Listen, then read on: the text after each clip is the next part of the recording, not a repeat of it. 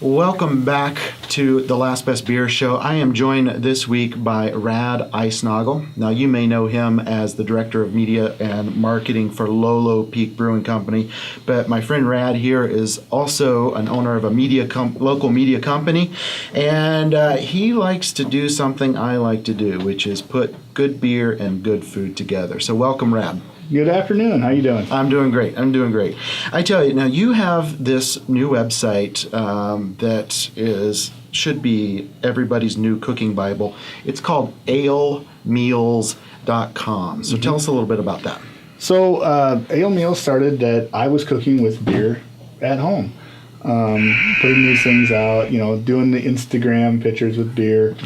And my partner was like, just put it up on a website so other people can get the recipe. So it just started that way, and over the last 4 months, it's really started to snowball. I'm starting to see now about 3,000 visits a day. Wow. To the site. Wow. Which is pretty fun. So people are getting into the recipes. I'm getting some traction with it, and in fact, craftbeer.com now is starting to put those recipes on their site. Oh, terrific! Yeah, that's a great website. I know those folks well, and they're always looking for new ways to enjoy craft beer. And I think that's exactly why we see more restaurants and more individuals cooking with beer, thinking about pairing with beer. So let's run through, here it is. We're in fall. We've got hunting season coming up, right? Bow season's been going on, and now we've got our general season. And there's going to be a lot more game on the table, right? Yeah, there is going to start being a lot of backstraps. Absolutely. Some of the best parts. So, all right, with that in mind, let's think hunting season. What can we see for some good recipes? Well, what I like to do is with venison backstrap.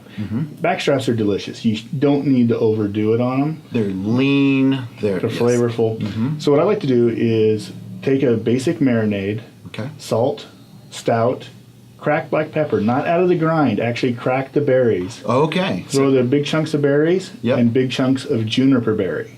Okay, so is that 4 ingredients? Just 4 ingredients. Salt, stout, crack your own peppercorns, and what was the last? Juniper berries. Juniper berries. Oh, man.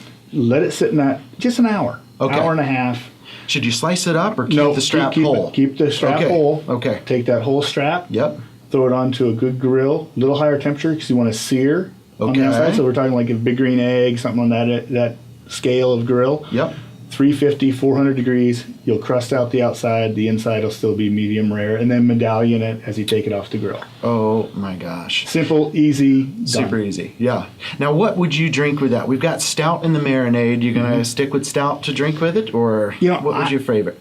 It's always an easy thing to go to when you do these, food and beer. Drink the beer that you cooked with. It's a good rule. Sure. I also like changing it up. So if I have this... Rules are meant to be broken. This venison that's rich, has that juniper. I would do a pale ale on that and accent the juniper because the stout's already in there. It's already noticeable. So why not have a compare and contrast instead of going with complement, do a compare and contrast. Now, Lolo Peak Brewing Company makes a pretty good pale ale. Which one is that? Our pale ale is called the No Salmon Pale Ale. Yep. And so that would be a perfect one to use with it. Also, our fresh hop pale ale might even be a better choice. Oh, there you go. So get in, try a pint, and maybe fill a growler and take it home. I think a pale ale that has a little bit more of a spicier note to it, which is why they go with the fresh hop or something along the lines of like a stone pale ale. Oh, yes. Excellent. So any particular recipes that people can find on alemeals.com that have been very popular, gotten a lot of good feedback on? The most popular one that we've done is by far, we did a porter drumstick, a porter buffalo drumstick. Wow. So instead of doing buffalo wings, we did a buffalo drumstick, bigger meat, and drumsticks are tiny and expensive. So we went with drumsticks.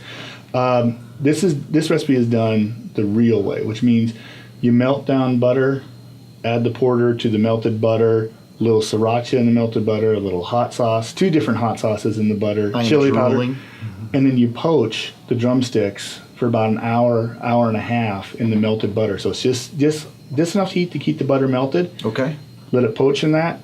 Pull those drumsticks off right onto a hot grill. Then take that butter sauce and brush it on the outside. Brush it on the outside at least twice so you're starting to get a nice crust of the butter onto the drumstick as it cooks. Then the big secret, take any leftover sauce you have, freezer bag, buttermilk, take the hot drumsticks off the grill, throw them into the buttermilk mixture, toss it, throw it back on the grill just to flash one more time, and then serve it up. Oh my God. I am already planning for Super Bowl, Christmas, Thanksgiving. I think I'm going to just, those three for sure. The drumstick tip is one that I've done for a long time now.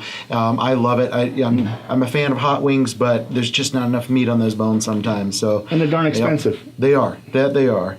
Hey, there's another great post that you have on alemeals.com, and recommend everyone check it out. You will find a link to it on the Newstalk KGVO Facebook page.